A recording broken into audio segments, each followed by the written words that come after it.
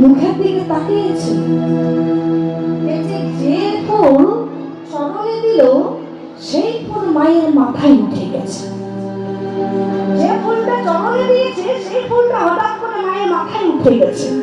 চণ্ডীদাস দেখে অবাক, মা এই না, আমি যে ফুল তোর চরণে দিলাম সেই ফুল তোর মস্তকে গেল কেমন করে? আমি যে ফুল তোর চরণে দিলাম সেটা তোর মাথায় গেল কেমন করে? বললাম আর শোন, আজকে যদি তুই এই কথা না বলিস তাহলে আজ আমি নিজেও কিছু খাবো না আর তোকেও কিছু খেতে দেবো না। এই বলে একদিন অনাহারে পড়ে থেকেছে চণ্ডীদাস, আর একদিন সারাদিন নিজেও কিছু খায়নি আর মাকেও কিছু সেবা দেয়নি। অবশেষে চণ্ডীদাসের এই দর্শন করে মা বাসুনি নিজে এসে চণ্ডীদাসের মাথায় হাত বুলিয়ে বলে, চণ্ডী, আয় চণ্ডী, আয় বাবা, ওঠ বাবা, ওঠ, এই দেখ আমি তোর জন্য পরমান্ন এনেছি, নে বাবা একটু খেয়ে নে, নে বাবা, তুই সারাদিন কাল থেকে কিছু খাসনি, একটু খেয়ে নে। মায়ের কথা শুনে চণ্ডীদাস বলছে, শোনো মা, তুই আগে বল, তোকে যে ফুলটা চরণে দিলাম সেই ফুল তোর মাথায় গেল কেমন করে? কেন গেল বল, এই কথাটা বল, তারপর কিছু খাবো। মা বাসুনি বলছে, চণ্ডী আস্তে আস্তে আস্তে, তাহলে শোন, তুই যে ফুল আমাকে চরণে দিয়েছিস সেই ফুল আমার মাথায় গেল কেমন করে? শোন, আসলে এই গ্রামের একজন কৃষ্ণ ভক্ত, যে কৃষ্ণ ভক্ত নীল পদ্ম দিয়ে কৃষ্ণ পুজো করেছিল, আর ভুল করে সেই নীল পদ্মটা সরোবরে ভাসিয়ে দিয়েছে। আর সেই পদ্ম নিয়ে তুই আমার চরণে দিয়েছিস, সেটা আমি চরণে নিই কেমন করে বাবা? সে যে আমার গুরু, গুরুদেবের চরণে দেওয়া ফুল আমি আমার চরণে ঠেকাবো কি করে? তাই তো আমি সেই ফুলটা মস্তকে তুলেছি। চণ্ডীরা সবাক হয়ে গেছে, মা তোরও গুরু আছে? আমি তো জানতাম তুই হচ্ছিস জগৎগুরু, তা তোরও গুরু আছে? মা এই মা, তোর গুরু কে, কোথায় থাকে তোর গুরু, একবার নিয়ে যাবি আমাকে? মা বাসুলি বলছে, সঞ্চতি আমার গুরুকে দেখতে গেলে তোকে যেতে হবে মধুময় বৃন্দাবন ধাম। শিব পুজো, দুর্গা পুজো, কালী পুজো, লক্ষ্মী পুজো, সরস্বতী পুজো, যে পুজোই করুন না কেন, পুজোর একজনই গোড়া, সেই গোড়াটাই হচ্ছে কৃষ্ণ। কৃষ্ণ ভজন না হলে কোনো দেব দেবী সন্তুষ্ট হবে না। আপনি যাকেই ডাকবেন সেই যাবে কৃষ্ণের কাছে অনুমতি নিতে, প্রভু অমুকজন আমার কাছে এটা চাইছে, আমি কি তাকে দেব? তার মানে গাছের গোড়াটাই হচ্ছে কৃষ্ণ, কৃষ্ণকে না ডাকলে কিছুই পাবেন না। তাই মা কালী বলছে, আমার গুরুকে দেখতে গেলে তোকে যেতে হবে বৃন্দাবন। চণ্ডীদাস বলছে, যাবো মা, আমাকে নিয়ে চল। সেই চণ্ডীদাস, চল নিয়ে চল। সেই চণ্ডীদাসকে মা বাসুদেবী নিয়ে এসেছে বৃন্দাবন ধামে। এবার যেই না বৃন্দাবন ধামে নিয়ে এসেছি, এমন সময় এই সুবল সখা, সেই সুবল সখা কানাইয়ের হাতে ধরে হাঁটতে হাঁটতে চলে যাচ্ছে। আর আমার বাসুদেবী মা বলছে, এই চণ্ডী, ওই দেখ আমার গুরুদেব সকাল হাত ধরে চলে যাচ্ছে। এইদিকে এমন সময় সুবল বলছে, কানাই, এই কানাই, বল না তুই তাকে কেমন দেখেছিস?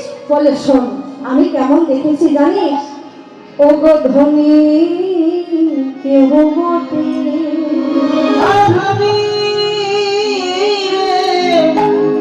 ধনীকে খাব বটে,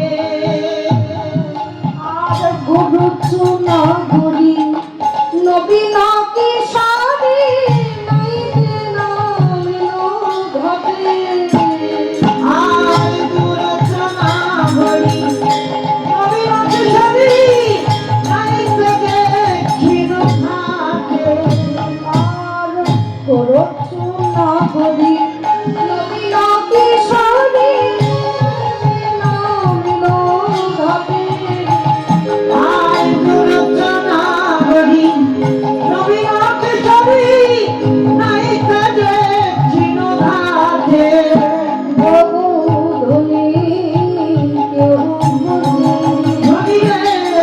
ধনীকে খাব বটে। আজ আমি তাকে দেখেছি কোথায় না, যমুনার ঘাটে যেদিকে রমণীরা স্নান করতে যায়, সেই দিকে এক রমণী স্নান করতে যাওয়ার জন্য চলে যাচ্ছে। আর চলে যাচ্ছে দেখে যেন মনে হচ্ছে কোন রাজকন্যা। আস্তে আস্তে, ও বাবা, হবে না কেন, সুন্দর হবে না কেন বলুন? যে রাধারানীর গায়ের রং হচ্ছে কাঁচা সোনার মতন, তপ্ত কাঞ্চন গৌরাঙ্গী রাধে বৃন্দাবনেশ্বরী, তপ্ত কাঞ্চন গৌরাঙ্গী কাঁচা সোনার মতন যার গায়ের রং, সে কি আর আমার আপনার মতো হবে গো? এত সুন্দর দেখতে। আর রাধারানীর ভালোবাসাটা যে কত সুন্দর ভালোবাসা। এই আমার আপনার মতন ভক্তরা ভগবানকে ভালোবাসতে গেলে অনেকটা সময় লেগে যাচ্ছে বাবা, কিন্তু সময়টা লাগছে তার একটাই কারণ, আমরা গোবিন্দের কথা রাখতে পারি। গোবিন্দের কথা যদি কেউ রেখেছে, একমাত্র রাধা রানী। আস্তে আস্তে রাধা রানী যেদিন জন্ম হয়েছে, রাধা রানী জন্ম নিয়ে নয়ন মেলে জগৎ দেখে নাই। বৃন্দাবনে সবাই জানতে পারলো যে বিষবানুর একটা কন্যা হয়েছে, তার আবার নয়ন হয়নি, অন্ধ কন্যা, চোখে দেখে না। এই দৃশ্য শুনে মা যশোদা মনে মনে ভাবছে, যাই তাহলে একটু দেখা করে আসি। বিষবানুর একটা কন্যা হয়েছে, নয়ন হয় নাই, একটু দর্শন করে আসি। তার গোপালকে নিয়ে যাব না, কারণ ওকে নিয়ে গেলে খুব ছটফট ছটফট করবে, কথা বলতে দেবে না, ওকে নিয়ে যাব না। তা মায়েরা জানেন ভালো করে, আপনাদের বাড়িতে যাদের ছোট ছোট বাচ্চারা আছে, এই বাচ্চাদেরকে যে কাজটা করতে বারণ করা হয়, বাচ্চারা সেই কাজটা বেশি করে করে। যেই না বলেছে যে গোপালকে নিয়ে যাব না, গোপাল যে বলেছে আমি যাব যাব যাব, আমাকে নিয়ে চলো আমি যাব। মা যশোদা বলে তোকে নিয়ে যাব না, তোকে নিয়ে গেলে তুই একটা কথা বলতে, ও মা নিয়ে চলো না মা আমি যাব না, নিয়ে যাব না। যেই আমার যশোদা বলেছে নিয়ে যাব না, গোপাল অমনি রেগে গিয়ে বলছে শোনো না, তুমি যদি আজ আমাকে নিয়ে না যাও, তুমি বাড়ি ফিরে দেখবে তোমার গোপাল মরে গেছে। যশোদা বলছে ছি ছি ছি ছি, এত বড় কথা, এত বড় কথা গোপাল, তোর ছোট মুখে এত বড় কথা, তুই এই কথাটা বলতে পারলি? তবে চল তোকে নিয়ে কোলে তুলেছে। এবার নিয়ে যাবো বলে মা যশোদা কোলে তুলেছে। এবার কোলে তুলে গোপাল তো আমার খুব হাসছে। গোপাল তো জানে যে তোমরা সারা বৃন্দাবন গেল রাধারানী চোখ মেলবে না যতক্ষণ না আমি না যাবো। সারা বৃন্দাবন গেল রাধারানী চোখ খুলবে না গো যতক্ষণ না আমি না যাবো। এবার যেই না যশোদা কোলে কোলে গোপালকে নিয়ে এসেছে, এমন সময় বিষভানুর সঙ্গে কথোপকথন করছে, আর কোলের গোপাল বারবার কিন্তু কোল থেকে নেমে যাচ্ছে। আমার দিকে তাকাবেন, কোলের গোপাল বারবার কোল থেকে নেমে যাচ্ছে, আর মা যশোদা বারবার তুলছে, আবার নামছে, আবার কোলে তুলছে। গোপাল আমার মনে মনে ভাবছে কি মায়ের মন তো আমার দিকে, তাই আমি যে মায়ের কোল থেকে নেমে যাচ্ছি মা তো বুঝতে পারছে, তাই না না না মায়ের মনটাকে বিচলিত করতে হবে। এই বলে মায়ের গলায় ছিল হীরেমণি মুক্তার মালা। গোপাল আমার কি করলো, ওই হীরেমণি মুক্তা মালাটা টেনে ছিঁড়ে ফেলে দিল। যেই না টেনে ছিঁড়ে ফেলে দিল, সারা বাড়িতে হীরেমণি মুক্তা ছড়িয়ে গেল। এবার মা যশোদা কোলের গোপালকে মাটিতে নামিয়ে মা আমার হীরেমণি মুক্তা কুড়াতে লাগলো। গোপাল আমার ভাবছে মা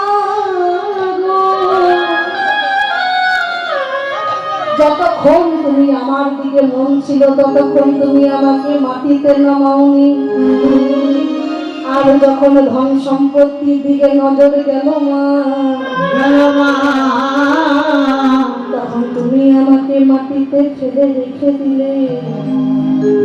ইহজগতে মায়ের মতন ইহজগতে আমাদেরও একই দশা বাবা। আমরা যতক্ষণ দরিদ্র থাকি ততক্ষণ গোবিন্দ ভালোবাসি, কিন্তু যখন একবার আমরা ধন সম্পত্তির মালিক হয়ে যাই তখন কিন্তু আমরা গোবিন্দকে বাবা ভুলে যাই। যখন আমাদের কাছে টাকা পয়সা চলে আসে তখন আমরা আর গোবিন্দকে ডাকি না, সবাই গোবিন্দের নাম করতে ভুলে যায়। এই যে আজকে এই মহাশ্মশানে কীর্তনটা হচ্ছে, এই কীর্তন করতে গেলে কত ভিক্ষা করতে হয়েছে, কত গ্রামে গ্রামে ভিক্ষা করা লেগেছে বাবা। আর এই যে ভিক্ষার যে কত জ্বালা, আপনারা এই যে আমরা কষ্ট করে হলো একটু গরম, একটু হয়তো ঘামছি, একটু কষ্ট হচ্ছে, এইটুকু কষ্ট আমরা করছি, কিন্তু আমাদের এইটুকু কষ্টের জন্য যারা কীর্তনটা আয়োজন করেছে তারা যে কত কষ্ট করেছে এর আমরা দাম দিতে পারবো না। আমরা তো 3 ঘন্টা দাঁড়িয়ে ঘামছি, আর এই ঘাম তারা 1 বছর ধরে ঘেমেছে, তাদের কত শত পরিশ্রমের ফল আজকে এই কীর্তন।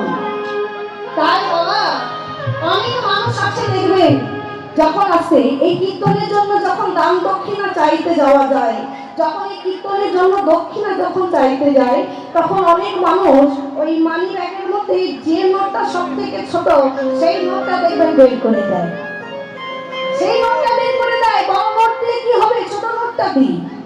কিন্তু আমরা মানুষ একবারও কল্পনা করে দেখি না যে যার জিনিস তাকেই দেব, আবার বিবেক বিবেচনা করে দেখে নিচ্ছি তাকে দেব তো যার জিনিস তাকেই দিচ্ছি, আবার বারবার বেছে নিচ্ছি।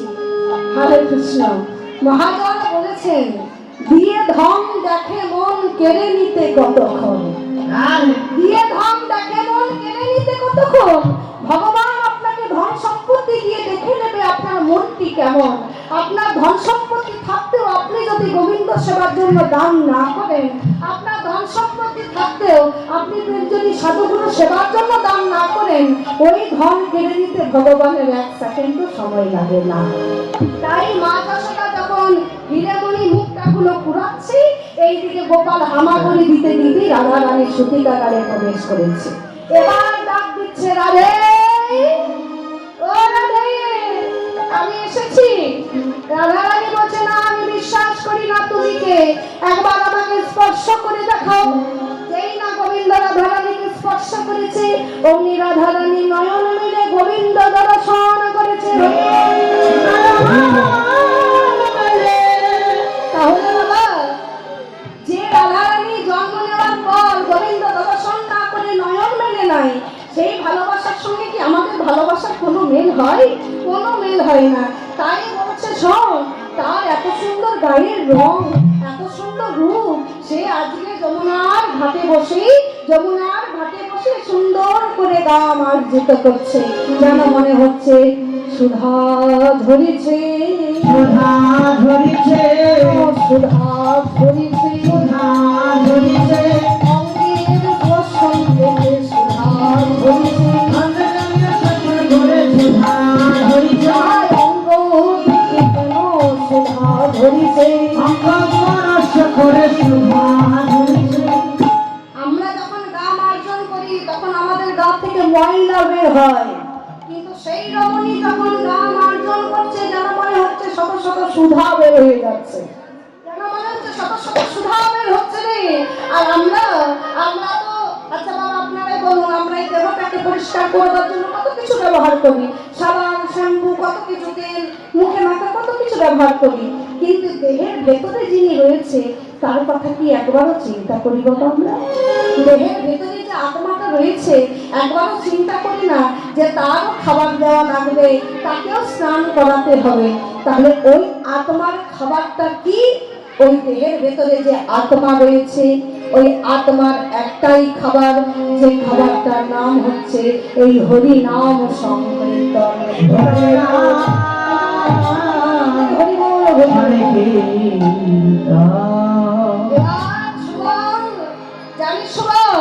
সেই ধনী স্নান করার পর, সুন্দর করে গা মার্জিত করার পর শাড়ি নিংড়াতে চলে যাচ্ছে। সবাই হয়েছে কেমন?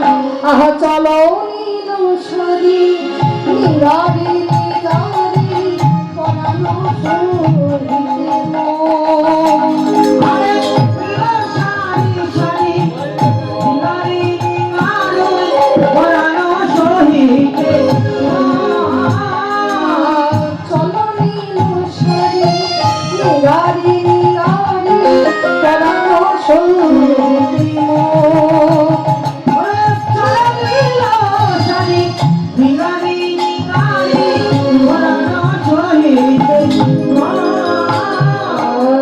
হিয়া হইতে মন, হিয়া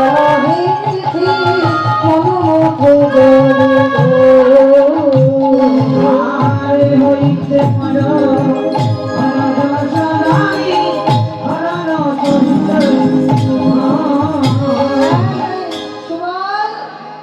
সেই রমণী স্নান করার পর শাড়ি নেংড়াতে চলে যাচ্ছে। তা শাড়ি নেংড়াচ্ছে না, যেন মনে হচ্ছে আমার হৃদয়টা নেংড়ে চলে যাচ্ছে। তো নেংড়াইনি, যেন মনে হচ্ছে আমার হৃদয়টা নেংড়াচ্ছে।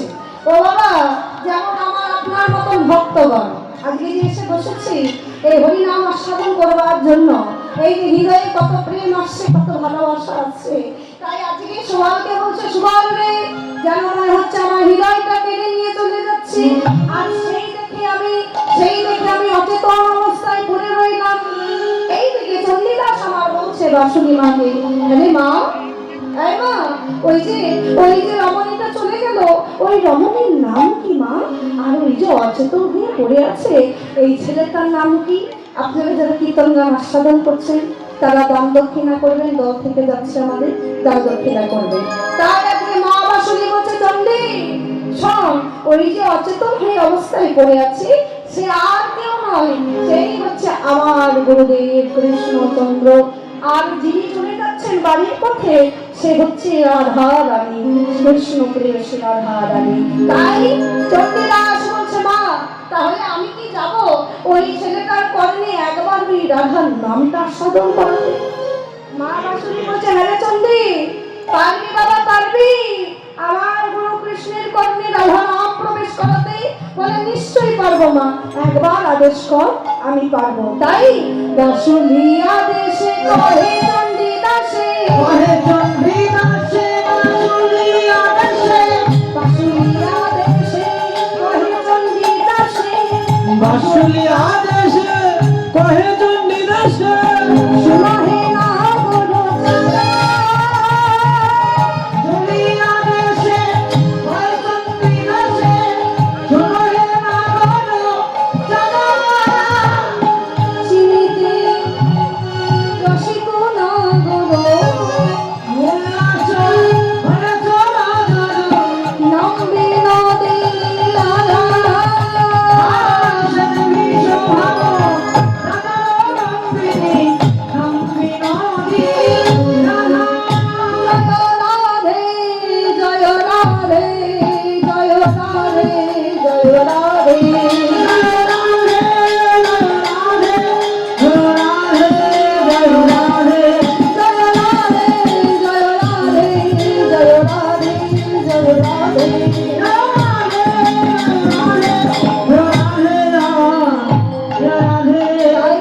রাধারানী চলে গেল তার নিজের গৃহে, আর ভগবান কৃষ্ণ তার কৃষ্ণ রাধারানী প্রেমে অনুরাগে রইল।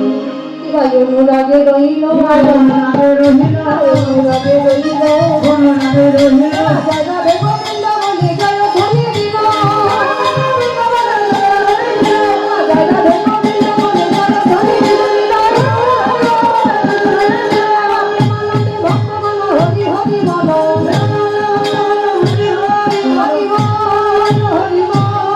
হরি বল হরি বল হরি বল।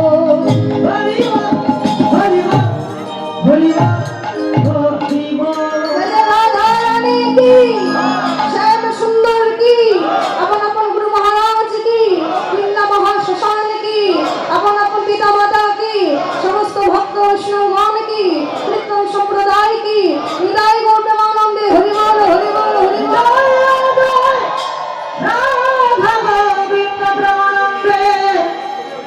হরি হরি হরি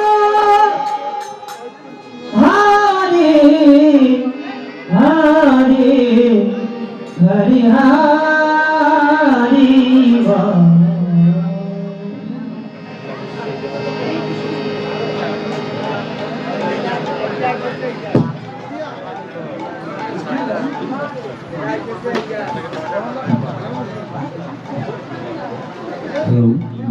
হরি হরি শুধু ভক্তবৃন্দ, আপনারা যারা যারা আমাদের প্যান্ডেলের ভিতরে বাইক রেখেছেন, অনুগ্রহপূর্বক আপনাদেরকে অনুরোধ করা যাচ্ছে আপনারা আপনাদের বাইকগুলা প্যান্ডেলের বাইরে নিয়ে যাবেন।